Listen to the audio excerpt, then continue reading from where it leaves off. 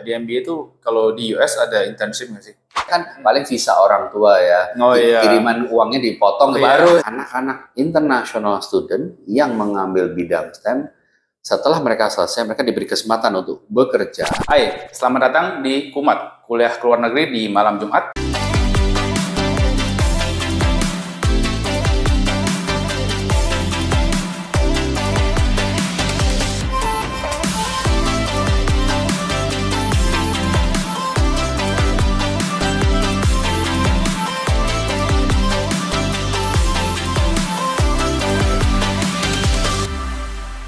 Bersama saya kembali lagi Doni dari ACC Indonesia.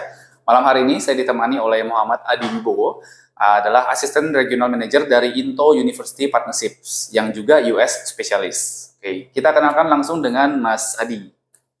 Hai Doni. Oke, Hey everyone.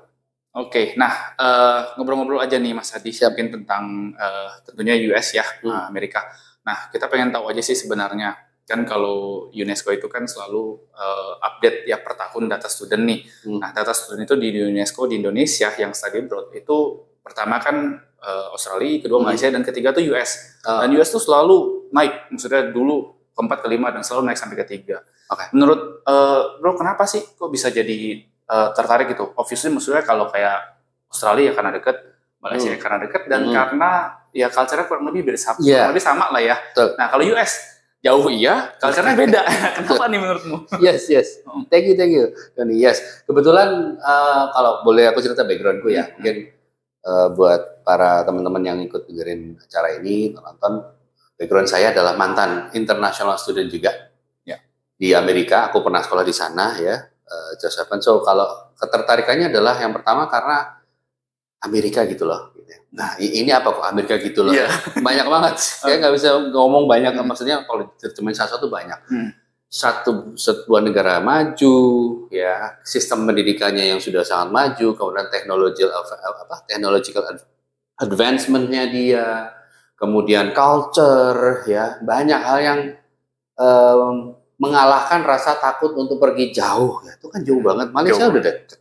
Sekolah bagus. Jadi kalau yang anak-anak ke US itu memang ada sense of adventure ya, berasa daripada memang juga mengejar prestisnya pendidikan lulusan Amerika. Okay. Ini dalam, tapi banyak. Tapi basically itu.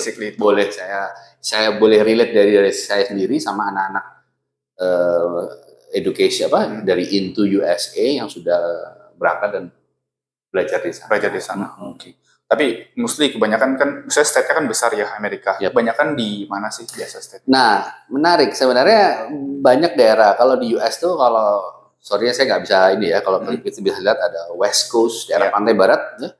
Ada California, ada Oregon, ada Washington di sebelah sini. Kemudian ada East Coast, New York, Boston, segala macam. Itu orang Indonesia senang tuh daerah situ. Okay. East atau West? East atau West ya. Walaupun sekarang di tengah-tengah, kalau kita sebut Midwest, itu juga banyak. Okay. Ya, di daerah itu juga banyak. Nah, tapi kalau boleh saya bilang sejarahnya dulu, yang saya tahu pada tahun 80-an gitu, orang taunya California. Oh, oke. California, New York gitu ya. Dari California mulai naik tuh ke Oregon, Washington. Ini pengalaman pribadi saya aja yang saya tahu waktu itu. Ya, di generasi waktu itu ya. Itu mulai dari sana. Tapi memang favorit West Coast masih ya. Oke. Nah, dari bro sendiri, berarti dulu di mana nih? Boleh cerita sedikit nggak mungkin? Sekolahku. Oke, baik. Aku dulu sekolah di University of Oregon. Ya, di itu ya gue bilang di State of Oregon di atas. Karena aku dulu ambil bisnis ya. Tahunnya nggak udah sebutin ya, bro ya, malu ya. Ketahuan umur ya. Contoh dihitung ya umurnya. Mantan main umur nih semua gitu. Wah, udah tua kurang gitu. Ya, aku pernah spend 4 tahun di sana. Aku ambil S1 aja sih. S1 ya. Okay. But my major was business, marketing and management. Aku ambil waktu itu. Sempat tinggal di sebenarnya pindah sih. Aku sempat melakukan transfer. Aku sempat datang di daerah Kansas, Midwest, di tengah-tengah Amerika Serikat. Kemudian aku baru pindah ke Oregon gitu ya. Startingnya tuh dari Midwest. Yes, dari Midwest aku transfer ke sana. Gitu ya. Itu perjalananku seperti itu. And kemudian aku ya udah gitu selesai, aku langsung balik ke Indonesia waktu itu. Ya pengennya ngambil MBA gitu ya. Makanya obsesinya sekarang bantu nih anak-anak yang mau MBA nih bro. MBA, oke. Nah tapi ya ini menarik nih. Misalnya kayak tadi ketertarikannya sebenarnya East atau West. Kenapa malah startingnya malah di Midwest? Karena gini, pada saat waktu aku sebenarnya waktu itu menentukan area itu susah. In my era, in that time itu informasi seperti ini belum banyak ya. Oh, oke. So cerita lucunya adalah aku cuma datang ke waktu itu namanya Lembaga Indonesia Amerika. Oke. I'm from Surabaya ya teman-teman. Aku datang ke sana, aku cuma dikasih buku tebel. Mau sekolah ke Amerika ya? Oh ya udah ini cari aja, blog ditaruh gitu dong. Kayak Yellow Pages. Saya sama ibu saya bengong berdua. Nah, jadi ya kan kalau sekarang beda kan? Oh enggak, kalau kita Zoom dengan ini segala macam gitu. Dibantulah diarahkan maunya apa. At the time there is no such thing. Apalagi di Surabaya. Ya. Ya udah aku buka-buka aja, aku pilih aja. Ada halaman yang gambar orang Indonesia. Cewek cakep lagi. Kayak arahnya ke sana. Udah. Oh, aku mau ke sini. Aku nggak tahu jadi di mana. Dan I end up at Kansas. Oh, oke. Baru tahu, aku cuma ngambil English course gitu-gitu, dan aku transfer. Oke. Memang berarti startnya English course baru transfer ya. Yes. Memang bebas ya untuk sistem transfer seperti itu. Ya, di US itu memang untuk sistem transfer is very common.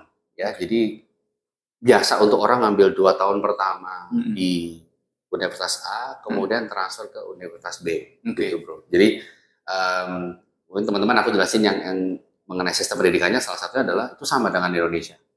S1-nya tuh 2 tahun pertama mata kuliah dasar umum ya, MKDU ya, atau di sana namanya General Course.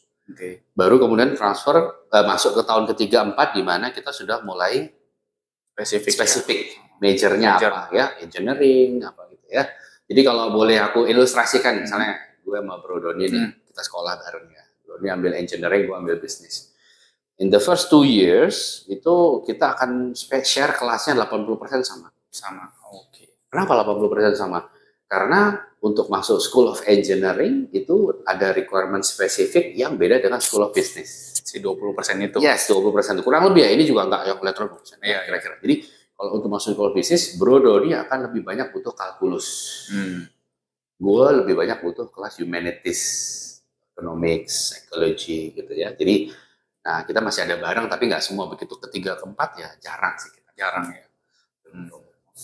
Nah itu ya. Oke, nah lanjut lagi nih mungkin tadi yang sebelumnya ya kan kalau S1 udah bisnis terus yang pengennya MBA dan memang ada kayak spesifik lah, memang ada apa kata-kata khusus lah ya sama MBA ya di US. Menurutmu kenapa nih? Oke. Ini sesuatu yang perlu kita ini juga. Teman-teman mungkin di sini yang ikut dengerin acara ini, kita perlu tahu bahwa MBA itu didesain sama US. Oke. The first MBA program established itu ada di Massachusetts by Harvard Business School. Waktu itu namanya belum Harvard Business School ya, di tahun 1908. Kalau saya nggak salah, betul ya. Saya bacalah teman-temannya adalah gitu ya. Jadi itu ada datanya. Ada datanya, bener ya. Bener ya. The first business school itu dari Wharton, tapi 1881, tapi itu bukan MBA, tapi the first MBA ya 1908 di Harvard. Betul ya gitu. Apa mungkin gua tadi nyolong dulu ya? Iya, ini baca luar biasa ini. Bener ya. udah tarik. Udah tahu ya. Gila. Whatever. Mungkin kok bisa aja bisa diwara. But yes, I was always interested in this story, so I know. Jadi saya boleh dikatakan bias dalam hal ini sebagai orang yang mewakili US Education ya dari institusi tertentu, bahwa kalau MBA harus US bro. Kenapa? It was designed by Americans. Sebenarnya saya juga baca bahwa itu yang mendesain seorang engineer, bukan profesor bisnis. Ya, boleh sih diperdebatkan. Cuman saya dengar awalnya adalah untuk menjembatani antara dunia teori dengan dunia praktek. Jadi pada saat revolusi industri, awal 1900, di mana output productivity, production itu harus ditingkatkan, at the same time mereka butuh sumber daya manusia yang lebih bagus lagi gitu loh. Nah, mereka merasa antara teori dengan praktek itu tidak sama. Jadi di Amerika Serikat itu MBA memang didesain untuk orang-orang yang sudah bekerja. What they bring to class adalah real world experience. Ya, pada saat seorang production manager ketemu dengan finance manager, mereka ketemu problemnya apa. So they can bring, nah di situ dikembangkan. Gitu. Makanya tahu ya, yang top school top MBA school di Amerika MBA, Serikat, Wharton itu mereka punya program yang khusus managerial level dan harus kalau nggak salah 5-10 tahun. Ya, banyak rata-rata eksekutif program pasti dapat dari US. Betul. Gitu. Itu sih bro, menurut aku ya gitu ya. Memang banyak alasan yang lain, ya prestis dan lain sebagainya. Tapi saya tahu negara lain pun mulai banyak offer MBA. MBA betul. Ya tapi memang ada ketertarikan khusus sih. Kayak contoh di Swiss kan mothernya hospitality lah, itu kayak ratunya lah kan. Semua orang kalau mau belajar hospitality meskipun di negara lain ada, orang tetap belajar ke Swiss. Nah begitupun MBA, ini sama sih. Jadi meskipun di banyak, enggak cuma di Indonesia juga ada MBA kan. Iya.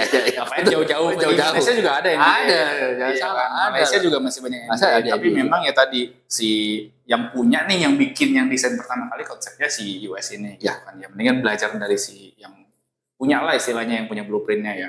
Oke. Nah, tapi memang menarik nih. Menurut data, jadi tahun 2020 itu business graduate di US itu ada 840 ribuan students gitu. Jadi lulusan bisnis itu banyak banget di US. Nah, salary dan banyak isu tuh bilang gini, oh lulusannya udah terlalu banyak, susah cari kerja gitu. Tapi menurut data justru teman-teman bisa lihat di sini gitu. Datanya justru median salary-nya naik. Growth-nya malah setiap tahun justru bisnis student tuh naik per tahun. Nah, menurut bro kenapa? Kok bisa sih? Maksudnya bisnis sama gitu loh. Semua orang belajar bisnis, kayak ada 100 ribu orang setahun ambil bisnis, lulusannya semua sama. Apa sih yang bikin beda kalau ambil di US tuh? Sure. Oke, banyak hal ini banyak bisa dijawab ya. Tapi menurut gue pengalaman yang aku dapat dari para student dan aku ngobrol juga, sebelum saya di industri pendidikan, teman-teman background juga, saya juga pernah bergerak di bidang marketing and communication ya. Saya dulu lama berkarir di advertising, jadi pengalaman banyak lah ya dari industri lain yang saya bawa. Jadi MBA itu salah satu alasan utamanya adalah to climb the corporate ladder, untuk mendaki tangga karir ya. Nah, kenapa naik? Karena yang ngambil MBA bukan hanya student dari bisnis S1-nya. Engineer pun pada saat mereka ngerasa, kalau gue mau jadi CEO, kayaknya gue mesti ngambil MBA. This is not always true ya. Statement saya bukan selalu ini kayak gini, enggak. Tapi diserang netizen. Iya. Tadi saya ngawur lo gitu, enggak. Tapi memang anggapan bahwa untuk mendapatkan kesempatan lebih di satu corporate ya, untuk kita bisa berkarir, having an MBA is one of the essential. Walaupun not everything, tapi one of the essential. Karena if you ask me why, logika korelasinya adalah pada saat kita ngambil MBA, of course kita dapat tambahan mata kuliah yang lebih advance dari yang sudah kita pelajari S1. At the same time, itu tadi real world experience case ya. Pada saat kita MBA, kita ketemu managers, tukar pikiran segala macam. Nah, itu yang membuat mereka harganya naik. If you know what I mean, maksudnya harganya naik dalam arti, wah gue lebih sellable dong, gitu ya. Makanya gimana pun orang kalau mau naik tangga karir, memang di satu perusahaan pasti ngambilnya arahnya intermanagerial atau pelajaran manajemen atau gitu. Walaupun teman-teman juga di sini tahu banyak CEO pun backgroundnya engineer juga. Betul. Oke ya, karena ujung-ujungnya memang didesain dari si praktikal sama teorinya ketemu di ruangan itu ya sebetulnya. Berarti sebenarnya idealnya MBA itu memang untuk yang sudah punya pengalaman kerja dong. Idealnya. Iya, betul. Berarti memang kayak si engineer tapi yang memang sudah managerial level, terus ketemu di mungkin psikolog atau SR di manager level, ketemu kan contohnya kayak finance sama HR kan suka ribut gitu kan kalau di kantor ya kan. Satu mau ngomong soal budget, satu ngomong sales ya kan. Nah, berarti kalau pas lagi ketemu itu ya mereka sebenarnya discuss ya, sebenarnya ngomong itu ya, supaya naik ke higher level di atas ya. Oke, nah berarti lucu gini. Berarti kalau untuk yang nggak punya pengalaman kerja, mereka gimana tuh ketemunya? Oke, it's a good question. Nah, memang teman-teman pada saat ini ya, sekarang ini banyak juga sekolah-sekolah di Amerika Serikat yang menawarkan MBA without experience juga, ya. Karena mereka juga mau kasih kesempatan kepada anak-anak yang memang belum bekerja untuk mengambil program MBA. Karena toh tidak semua kelas MBA akan terjadi sharing dari sebuah real world experience, enggak juga. Mereka akan diberikan case yang real ya dari profesornya mereka yang mereka harus pecahkan secara tim, itu ada. Jadi modul-modulnya udah banyak. Ya. Turunannya dari mana? Yaitu dari Wharton yang pertama itu Harvard. Itu banyak dicontek tuh. Jadi kayak Harvard Business Review segala macam tuh case-case-nya banyak yang diambil sama business school yang lain, and at the same time business school yang lain pun mereka juga punya case yang ini. Dan di Amerika ini kerennya nih bro, companies di sana mereka datang ke university.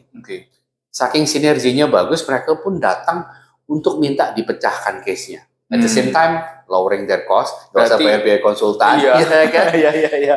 University juga, gue mau dong.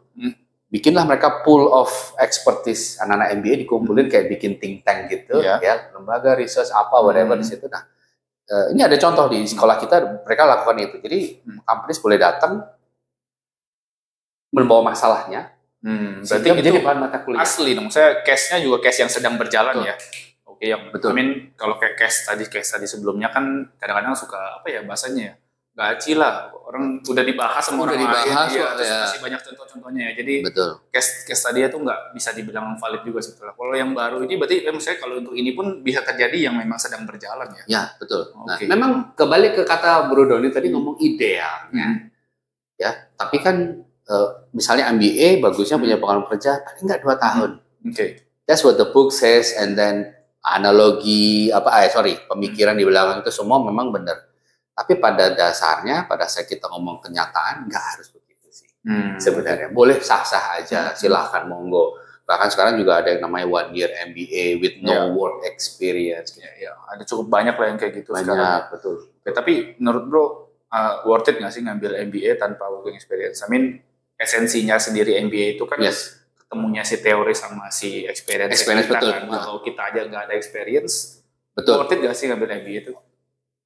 This is a good question ya. Kalau dari aku sendiri worth it ya. Kenapa teman-teman? Buat Anda yang sudah lulus S1 dan mungkin ingin merasa pas gini. Masalahnya pada saat kita S1 sebenarnya itu cuma scratching the surface bro. Itu yang saya rasakan juga ya. Kulitnya aja lah ya. Iya, saya pun ngerasa I wish I could get opportunity for that ya. Tapi karena waktu saya sekolah di sana pun ada kelas tertentu yang saya share sama MBA student. Ya kelas-kelas advance itu saya bareng sama anak-anak MBA. And then saya ngobrol sama mereka kebanyakan ya mereka punya teori yang lebih advance memang dari saya. Ini kalau kita di Amerika ada bilangnya kelas level 600. Jadi kayak finance itu ada namanya finance yang nomor mata kuliahnya, nama kuliah ada judulnya Finance 600 gitu. Nah, kalau yang MBA 700 gitu. Memang lebih advance, tapi aku lihat selain mereka dapat teori lebih advance, mereka juga dapat case study yang harus mereka pecahkan gitu karena yang lebih real tadi sih. Betul. Jadi mereka lebih. Jadi kalau ngomong worth it-nya adalah di situ kalian akan lebih banyak belajar tentang dunia nyata, tentang what's applied and what is not gitu ya. Dan kalian bisa lebih super spesialis. Let's say pada saat kalian S1 nggak suka akuntansi, lebih seneng marketing gitu ya, pada saat ngambil general business atau apa. Nah, pada saat MBA bisa lebih fokus. So worth it, yes. Worth it ya. That's why meskipun nggak punya pengalaman kerja, tapi setelah lulus MBA masih tetap applicable sama reward ya. Soalnya diakomodasi kok. Jadi, sorry aku tambahin. Jadi kalau memang dari university itu tidak meminta pengalaman kerja, that means they know student seperti apa. Jadi di Amerika pun university nggak main-main pada saat mereka requirement-nya begitu, mereka juga nggak ngegampangin juga. Tetap dilihat transkripnya dia, nilai, kemudian ada IELTS ya bro ya, gitu-gitu. GMAT dilihat ya. Jadi apakah tetap di assess layak nggak dia masuk program?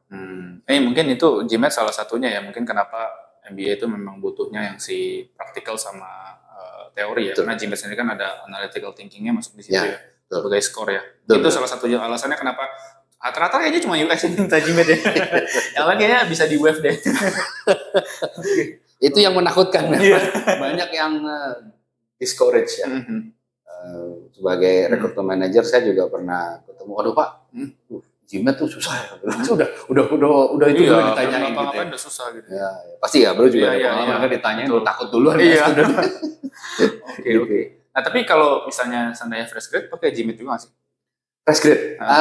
Kalau sebenarnya pakai, secara overall di US kalau kita ngomongin top business school, they do still require GMAT. Nah tapi nggak tahu ya, analytical thinking itu kan maksudnya kalau dia fresh grade berarti dia murni start baru dari istilah kayak baru keluar baru pecah telur gitu kan, baru dari teori, nggak ada working experience. Betul. Gimana cara dapetin GMAT yang tinggi? Nah ini mau nggak mau ya yang pengalaman udah terjadi di student-student yang berangkat, mereka memang ambil kursus sih, mau nggak mau. Oh, oke. Berarti ada kursus GMAT ya. Ya mau nggak mau gitu ya. Tetapi jangan khawatir, sekarang pun banyak sekolah bisnis yang tidak meminta GMAT. Mereka solely hanya base pada transkrip tadi. Kemudian IELTS, kalau itu udah pakem itu nggak bisa diapa-apain memang ya. Jadi dari situ aja itu mereka bisa masuk. Bisa masuk. Ya. Tapi in terms of quality gimana? Maksudnya kan beda nih kalau kayak yang GMAT dengan work experience ya, berarti ketemu nih di dalam satu ruangan ada 10 orang dewasa dengan masing-masing mungkin 5 tahun plus lah pengalaman kerja, tapi di antara yang lain mungkin yang without GMAT segala macam fresh grad semua. Betul. Terus quality gimana sih? Quality saya balikan kembali ke perspektif masing-masing ya, karena di sana pasti ya, ada murid yang punya pengalaman kerja yang memang dia share dalam satu kelas. So orang yang memang punya pengalaman ini, walaupun mereka tidak langsung punya respon yang sama dari orang dengan punya pengalaman kerja juga, tapi mereka yang sharing, itu yang terjadi. Gitu. Jadi nggak harus takut gimana kok anaknya semua teori semua gitu. Nonetheless, you will learn about case. Ya. Anda akan belajar tentang apakah case-nya cuma ada finance, accounting. Kenapa satu perusahaan kayak dulu pernah ada perusahaan apa yang namanya Enron, kalau teman-teman tahu ya dulu perusahaan energi kalau nggak salah yang tiba-tiba bangkrut ya, ternyata dia melakukan manipulasi pasar. Itu juga dibahas dari sisi investment. Finance, finance managerial point of view, gimana kok perusahaan bisa bangkrut dari sisi itu. Oh, itu juga dibahas. Yes, gitu ya. Itu yang menurut saya MBA kenapa Amerika, karena bank of cases, kumpulan real case itu ada di mereka. Di sana sih. Ya. Mau case yang bangkrut yang sukses, yang sukses kenapa? Gitu. Yang sering juga marketnya semuanya ada ya case-nya ya. Oke, ini menarik sih. Nah, kira-kira nggak tahu ya, kan MBA itu benar-benar banyak. Ada nggak sih yang mungkin kayak ngambil spesialisasi sendiri, kayak misalnya ke MBA nggak tahu, ke STEM kah, ke mana gitu? Itu masih worth it nggak sih? Atau emang udah ambil MBA aja tok gitu, nggak usah pakai ambil-ambil? Oh, oke, baik. Kalau mungkin teman-teman agak tahu ya, ada MBA yang namanya STEM Designated, itu adalah MBA yang oleh pemerintah Amerika Serikat dimasukkan kategori dalam Science, Technology, Engineering, Mathematics. Ya, saya cerita dikit ya, background yang buat teman-teman yang belum tahu. STEM ini bukan hanya bidang yang berkaitan dengan engineering aja, tapi ini adalah bidang-bidang sama pemerintah Amerika dinilai yang punya value terhadap negara mereka. Maksudnya apa? Anak-anak international student yang mengambil bidang STEM, setelah mereka selesai, mereka diberi kesempatan untuk bekerja lebih lama dibandingkan yang tidak mengambil STEM. Nah, STEM memang dari singkatannya ada Science, Technology, Engineering, Mathematics.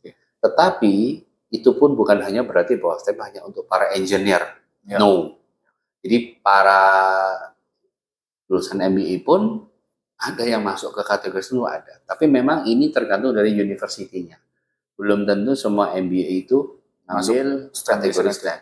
Ya. Nah, jangan salah, yang dijamin adalah visanya ya teman-teman, bukan kerjanya tetap cari sendiri ya. Jadi takutnya, ternyata ngambil STEM dijamin tuh kerjanya, no. Tapi kalau pemerintah aja udah kan support kasih visa, otomatis kerjanya pasti jauh lebih gampang. Betul. Nah, masalah worth it-nya saya jawab yang berikut ini ya, bahwa worth it atau tidak ya, worth it banget. Kenapa? Karena anak-anak yang STEM designated itu dikasih kesempatan visa kerja lebih lama, sehingga mereka punya equal chance di mata perusahaan sebagai fresh graduate hire. Pada saat mereka baru lulus, Mas Doni nih ya, dia anak dari Indonesia, dia lulusan STEM, punya visa kerja hingga 3 tahun. At the same time, ada Michael Smith Johnson, local Americans, dia juga anak fresh graduate. Biasanya fresh graduate itu cuma tahan kerja di perusahaan pertama dia bekerja itu cuma 3 tahun. So, Bro Doni and Michael Johnson Smith tadi anak lokal sana have an equal value. Meskipun dia lokal. Karena kalau yang non-STEM, Adi Wibowo nih ya, punya visa kerja hanya 1 tahun. Michael John Smith 3 tahun. Adi Wibowo sih pinter sih, GPA-nya 3,6, tapi dia harus balik 1 tahun. Iya. Michael Johnson Smith tadi, standarnya 3 tahun tapi ini anak bisa aku, udahlah, toh ini kan mereka fresh graduate. Iya. Aku ke Michael Johnson aja tadi. Itu bro, worth it-nya, value-nya ya. Oke, tapi lebih susah nggak sih? I mean, kita ambil contoh nih, S1-nya ada bisnis, S2-nya ada bisnis, S2-nya ambil MBA tapi yang STEM. Pasti kan nggak cuma bisnis tok kan, manajemen teori dua ada matematikanya, pasti ada STEM-nya kan. Ada matematikanya itu. Matematikanya lah, pasti ada analytics, I don't know gitu. Lebih susah dong atau gimana? Oke, sebagai orang, ini aku dari diriku aja ya, sebagai orang tidak terlalu pandai dalam matematika. Saya mau apa adanya ya teman-teman ya. Yes, I would say yes. Ya, kalau Anda berangkat dari background-nya, let's say di Indonesia ambil manajemen aja, ya, atau marketing yang tidak banyak mathematics-nya, kemudian Anda masuk MBA-nya ambil STEM, di mana di situ nanti ada business analytics, pasti ada unsur itu di dalam, ada unsur finance, managerial, kemudian ada unsur itu forecasting dan lain sebagainya. Bahkan aku dengar Python gitu-gitu. Ya, nanti akan belajar software programming namanya Python. Gitu-gitu. Ya pasti butuh penyesuaian dan tadi challenging. Saya mungkin safe dari ini saya yang ngomong dari orang yang backgroundnya matematikanya kurang, ya sangat susah. Tapi it's not the end of the world lah. Iyalah. Tapi sistemnya gimana? Kalau misalnya seandainya nih, let's say coba lah gitu loh, susah terus gagal. Dia sistemnya gimana sih? Sistemnya drop out kah? Atau memang bisa taking ulang sampai berkali-kali gitu atau gimana? Ya. Bisa nggak sih jadi mahasiswa abadi di Amerika? Sayangnya secara visa bro yang susah. Kalau masuk di Indonesia kan paling visa orang tua ya. Kiriman uangnya dipotong baru. Sama uangnya masih baru kuliah, abadi jadi mahasiswa nggak apa-apa ya. Ya di Amerika anak graduate kalau saya tidak salah itu aja diberi kesempatan visa hingga 3 tahun saja maksimal. Ya, jadi kalau nggak 3-4 tahun ya, setelah itu dia harus pulang. Kalau nggak lulus, pulang. Ya boleh ngulang, ya, boleh ngulang, tapi itu ya, pasti akan memakan waktu dan biaya. Ya, biaya. Dan pasti akan ada toleransi juga dari sistem akademik. Ini ngulangnya kenapa? Gitu ya. Kalau dia memang jauh, gitu ya, mungkin bahkan dia disarankan untuk ambil program lain. Oke, lebih baik begitu ya daripada ngulang terus ya. Which is ini kalau udah ngomong begini, saya langsung udah kepengen ini aja bro, sharing mengenai persiapan. Tapi silakan saya balik.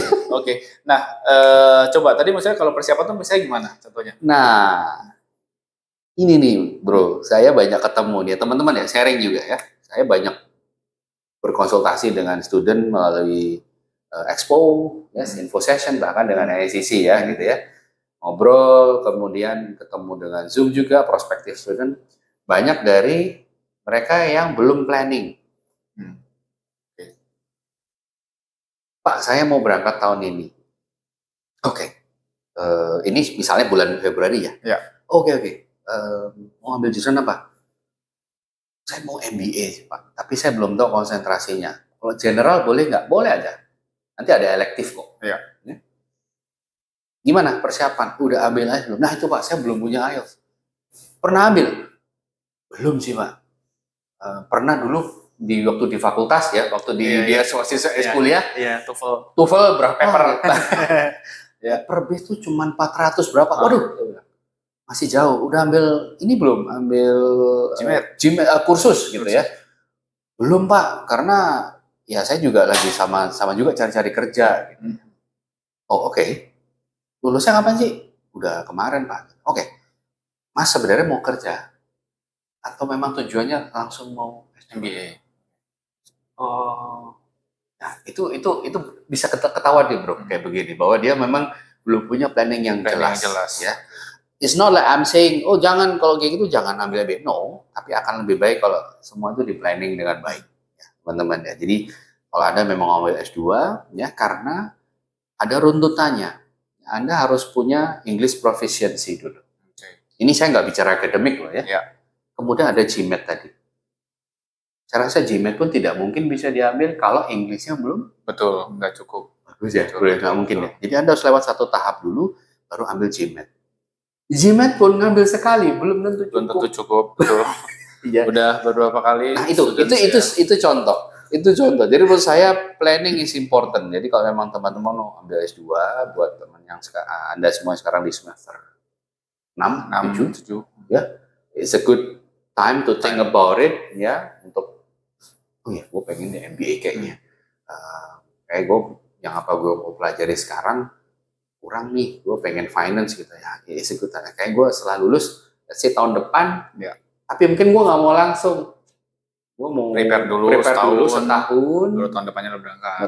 Tapi ya jangan dipikirkan prepare-nya pas lulus aja. Bisa sebelum ya bro ya gitu. Paham. Ya. Nah tapi nggak tahu ya di MBA itu kalau di US ada internship nggak sih? Yes ada. Jadi internship itu ada yang menjadi bagian dari program itu. Ada juga yang Anda memang cari sendiri. Ya, cari sendiri pun disupport dari universitas. Biasanya ada namanya career fair, gitu, ada career support ya yang Anda bisa datang without any appointment. I want to look for internship, can you help gitu ya. Jadi mereka akan cari infonya, kemudian cara interview gimana, cara ngelamar itu akan dibantu dari universitas. Yes, and then it is bahkan beberapa sekolah MBA it is highly recommended, bahkan kayak wajib gitu bro. Wajib malah supaya ya itu tadi it's all about real world experience itu ya. Oke. Tapi nggak tahu ya. Cuman kepikiran aja nih. Misalnya contoh dia udah punya pengalaman kerja 5-6 tahun, terus dia masuk ke MBA tapi internship kan nggak mungkin dong dia internship jadi CEO. Enggak kan. Waduh, enak banget. Iya, makanya mau gua juga. Iya. Nah, itu gimana? Dia harus turunin pride-nya kah? Dia internship jadi nggak di upper level gitu atau gimana? Atau internshipnya bagaimana sih? Kan kalau di Indonesia kita kepikiran kalau magang ya gitulah gitu kan. Fotokopi ya. Sebagai that's a good question ya. Yang saya tahu memang dia akan yang ditempatkan di managerial level ya memang ya. Tapi kalau yang untuk program eksekutif MBA, kalau yang untuk CEO rasanya programnya bukan MBA biasa sih bro. Mereka internship itu akan berbeda. Mereka ini ya. Tapi jadi ditempatkannya memang pasti di managerial level dan mereka tugas mereka adalah learn and observe dan mereka juga ada diminta untuk memberikan real solution gitu ya. Kalau yang dari Indonesia udah bekerja, misalnya gimana tuh? Apakah menurunkan pride-nya ya? Waduh, ini sesuatu yang perlu dibahas dalam. I don't think it's related with pride ya. Aku rasa as long as you can get experience, itu bagus karena menurut saya seorang manajer di Indonesia ada culture-nya sendiri. Pada saat dia katakanlah jadi intern di sana, dia akan belajar culture yang baru. Aside from academic-nya. Ya, saya rasa jangan dipikir bahwa gue udah manajer kok, kenapa kok di internship gue jadi asisten manajer? Iya. Hello, itu kan di Indonesia ya, di Amerika kayak apa? So that's my. Ya memang harus turunin egonya sedikit lah ya. Iya. Ini kan kadang-kadang begitu kan, suka ketemunya ya pasti ya. Ego ngaruh banget ya bro soalnya. Iya. Nah oke. Gimana kalau misalnya contoh kita di sistem yang kayak gitu? Kekurangan atau kelebihannya ada nggak sih? Apa tuh? Sistem MBA yang memang si gabungan antara teori sama si real. Kelebihannya apa gitu misalnya? Ya itu tadi kalau memang ada yang bilang udah jelas lah ya memang kan ya tadi nggak punya pengalaman bisa dapat case study yang real world atau bisa case study yang existing yang udah lama gitu bisa bahas rame-rame ya ketemu lah ya punya toolnya. Tapi kalau ada kekurangannya nggak sih? Misalnya weak point-nya apa sih? Weak point-nya mungkin ya kalau saya bilang waktu. Ya, Anda harus sacrifice waktu lagi ya. Kalau ini dari perspektif seorang yang sudah bekerja, ada juga yang datang ke saya, datang dengan pertanyaan kayak bro tadi, ngobrol-ngobrol tertarik gitu, Pak, worth it nggak sih buat saya untuk ambil MBA gitu ya? It takes quite a second for me to answer ya, nggak tahu. You want me to answer? Karena worth it tiap orang beda-beda ya pasti. Dan kan saya tanya backgroundnya, orang manajer sudah tahun ke-7 di perusahaan, gaji sudah double digit, sudah berkeluarga, sudah punya cicilan rumah. Berarti kan udah harus stop cicilan rumahnya ya kan? Cicilan gajinya udah stop. Tetapi dia something entice him about climbing the corporate ladder yang tadi saya bilang. kalau misalnya saya mendaki tangga karir, kalau dia kerja di perusahaan besar, saya lupa. Ya. Kalau gue nggak punya MBA, gue nggak dilirik deh. Hmm. Although he said, so far sih I'm doing well. Ya. Saya juga dipromot lumayan cepat. Sekarang saya assistant manager, saya punya tanggung jawab ini, bla bla bla. Oke. And then what's stopping you? Ya, worth it nggak kalau saya berhenti dulu 2 tahun? Ya, hilang gajinya tuh. Hilang gaji yang double digit tadi. And then cicilan rumah sama harus dilupakan. Nah, tadi saya bro ya. Gimana negonya? Gimana itu ngelupainya? And then dia harus pergi ke sana. Itu sih menurut saya. Kelemahannya adalah waktu. Kalau ya itu sekali lagi balik kepada si individu yang menjalaninya. Tapi kalau seorang fresh graduate dan dia merasa, gue kayak nggak sekolah S1, gue kayak nggak dapat apa-apa. Bro ya, gitu. Ya, I'm sure saya juga karena bisa relate ke situ ya. Banyak yang kita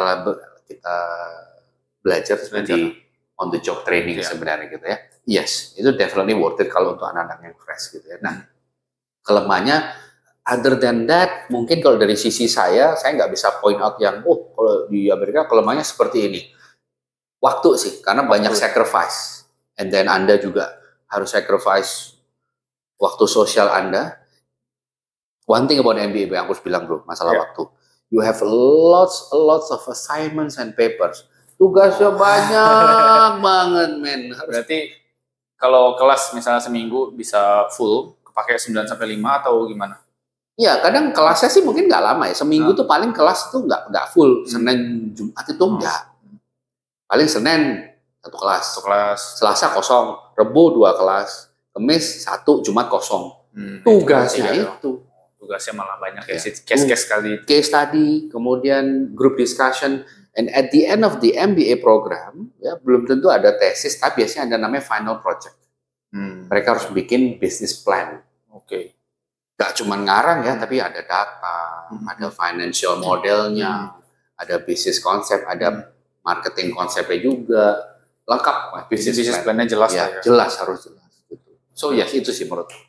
Oke, tapi oke lah kalau business plan misalnya di Indonesia, biasanya kan kita bikin business plan kadang-kadang pas kita keluar kita nggak bisa implementasiin, mungkin kekurangan sumber dana atau yang lain. Di US tuh ada nggak sih mungkin kayak, business plan-nya ternyata bagus, ternyata uni-nya mungkin support, kita ada kayak mungkin startup apa gitu, seminar segala macam, kalau bisa presentasiin business plan ada yang didanain oleh founders atau gitu. Betul. It's a good question. Ya, kebetulan aku sharing ada university kita yang punya program seperti startup embryo apa gitu ya, startup bridging gitu. Jadi yes, mereka mau mendanai dulu, ya, mengembangkan dulu sampai embryo ini jadi konsepnya produk finishing product jadi, baru mereka lempar ke pasar bebas. Gitu ya. Ini terutama untuk beberapa yang aku tahu di Udus kita untuk proyek-proyek yang startup yang ke arah teknologi sih memang. Software development atau apa gitu ya. Bisnis pun juga ada. Nah ini hebatnya. Jadi bukan hanya mentoringnya saja, CEO perusahaan datang ngasih seminar atau ya bukan sebagai alumni saja ya, mereka diundang oleh university, mereka sharing. At the same time, university pun tahu bahwa untuk menjembatani si anak ini supaya ini kalau dia punya business plan, if it's good enough, mereka bersedia untuk, mereka punya programnya, ya, kayak semacam startup embryo itu. Dan including dana. Ada. Ya. Keren juga ya. Nah, cuman ya itu, you have to win it, you have to compete. Ya pasti, karena business plan juga makanya nggak boleh salah-salah kan. Nah, and then begitu kalau Anda terpilih, itu memang dipilih oleh orang-orang yang expert di bidangnya, panelisnya juga profesor, and then para kayak guest speaker-nya si university yang sometimes CEO perusahaan apa atau seorang financial atau CFO ya, Chief Financial Officer siapa lah atau manajer yang udah sekarang lagi banyak chief. Iya mana ya, chief juga yang ada yang lain bro. Oke. Nah, oke lah, itu one thing. Nah, US itu kan banyak banget ya universitasnya kan. Jadi MBA itu kayaknya di US kayaknya paling banyak ya. Yes. Paling banyak. Ya karena aku bilang kan memang lahir di dunia aja banyak, lahir di sana dunia banyak. Nah, akreditasi itu penting nggak sih di US? Betul, penting. Namanya kalau di US namanya AACSB ya, gitu ya. Sorry aku nggak sebutin kepanjangannya, takut salah ya. Di Google aja. Nggak apa. Itu penting karena itu Amerika yang punya. Lembaga akreditasi business school nggak hanya di Amerika saja. Oh ya, Aku oke. tahu ya ada di Eropa juga Ya, ada pasti banyak. segala macam ya. Ada Tapi AMBA, ada quiz. betul. Tapi it is important to have accreditation. At least what you learn itu sudah diakreditasi oleh lembaga sekolah bisnis Amerika ini tadi. Oke. That's why akreditasi sebenarnya penting. Nggak, soalnya Penting. ini menarik soalnya. Gimana, Kayak contoh si ACSB ini. Ternyata dia punya data MBA students di tahun akademik 2020-2021 ya. Berarti 2 tahun lalu. Okay. Nah, MBA student itu ada 250.000 di dunia buat di ACSB yang under ACSB ya, top 5%. Top 5%. Nah, ternyata lebih dari setengahnya tuh di US.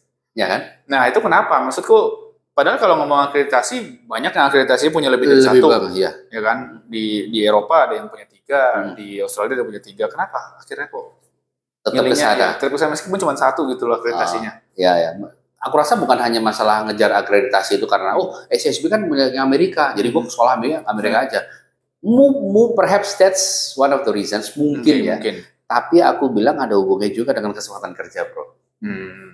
Aku sekolah MBA di Amerika Serikat, habis itu gue cari kesempatan di Amerika juga. Kan Amerika lebih gede. Yes, I would say I can say ya based on data juga bahwa untuk walaupun I know sekarang banyak layoff ya di mana high tech company, Google, Apple, Facebook, whatever ya. Tapi data dari Department of Labor untuk pekerjaan STEM itu masih akan meningkat sampai 2030 sampai 2040 akan terus meningkat. Tidak mungkin tidak dibutuhkan memang. Nonetheless tadi MBA kan juga ada STEM juga, which is itu akan dibutuhkan meningkat. Nah, secara opportunity Amerika masih menawarkan yang terbesar. Kenapa? Ya negaranya besar. Logika aja. UK, Kanada, mereka juga nawarin. Ya. Semua juga punya tawaran yang sama mengenai bekerja setelah lulus. Tapi Amerika memang menawarkan opportunity lebih besar. Apakah itu berarti gampang? Aku nggak berani bilang pakai kata gampang ya bro ya, tidak mau menyesatkan ya. Iya betul. Gampang mungkin harus dihilangkan, ya. Tapi opportunity itu bisa Anda kejar kalau Anda berusaha dan Anda punya kemampuan, gitu. Nggak berarti gampang. Jadi aku rasa alasannya itu. Itu ya. Makanya lebih dari setengah justru malah. This is from me as a recruiter ya. Aku lihat dari case-case anak-anak yang masuk ke MBA memang rata-rata salah satu daya tariknya adalah kenapa US gitu. Enggak. Aku pengen coba kerja sih Pak di sana. Selain karena gajinya pakai kurs USD ya. Itu pasti bro. Oke. Nah, mungkin itu sih teman-teman. Kalau teman-teman ingin ngobrol lebih lanjut mengenai MBA ataupun ngobrol-ngobrol aja tentang US, teman-teman bisa kontak ACC di acc.indonesia, di Instagram, TikTok, ataupun di Facebook. Teman-teman bisa ngobrol lebih lanjut dengan tim counselor ataupun langsung dengan Mas Adi ataupun teman-teman yang lain. Nah, mungkin Mas Adi, last questions, mungkin terakhir ada nggak kesan atau mungkin tips buat teman-teman yang pengen ambil MBA di US? Oke. Saya bukan dosen teman-teman. Saya bukan dosen, saya bukan akademisi, saya cuma seorang recruitment manager yang dimana tugas saya sebenarnya yang menjual program MBA ini ya. But I can help you memang untuk memberikan insight beberapa apa sih yang perlu kira-kira apa sih yang perlu disampaikan ya untuk teman-teman. Tips saya tadi satu sih planning ya. Menurut saya itu penting sekali karena kayaknya nggak cuma ambil MBA aja sih, everything pasti. Tapi memang sekolah keluar negeri is almost about everything. Tapi satu hal lagi adalah masalah keluar dari zona nyaman Anda. Ya, itu penting menurut saya. Nah, udah untuk 10 tahun. Betul. Itu ada real case-nya loh. Saya bisa cerita ya. So perlu adanya planning. I can talk about 1 hour about this, tapi yang kalau saya boleh last ya, kita nggak usah lama, perlu planningnya tadi. Kapan saya mau ambil S2? Buat Anda yang masih kuliah, aku 2 tahun lagi lulus, setahun lagi lulus. Kalau aku ngambil S2, aku mau ngambil apa ya? Terus apa yang kurang untuk S2 itu apa aja sih butuhnya? Kalau ke US aku butuh IELTS juga, GMAT. Paling nggak ada cari tahu. Ya, untuk IELTS ternyata susah juga ya bahasa Inggris pun ternyata gue ngambil paper base kok masih gini gitu ya. Dan bisa kontak teman-teman education counselor seperti ACC tadi ya, Bro Dodi dan sebagainya. Kemudian coba cari tahu lagi apa, pengalaman kerja enggak, terus MBA worth it apa enggak. Talk to your teachers, your professor. Sir, kalau aku ambil MBA gimana ya? You think worth it enggak? Mereka menurut saya lebih valid ngomongnya daripada saya dong. Mereka ngebimbing kita loh. Betul. ya. Apalagi kita udah mahasiswa terakhir, udah skripsi, worth it juga ngobrol sama mereka gitu ya, nanya. Itu mereka dari standpoint of view mereka menurut saya lebih valid gitu. So itu sih menurut saya planning aja, itu yang perlu ya. And then ya itu know apa resikonya apa, kemudian Anda kan juga harus masukin proposal ke parents lagi ya. Jangan lupa orang tua Anda baru nyelesain C1 nih. Udah ditodong lagi ya. Nah, makanya planning is important. Itu aja sih. Itu aja ya. Teman-teman, kita sudahi podcast hari ini. See you as the next podcast di Kumat Kuliah Luar Negeri di malam Jumat. Nah.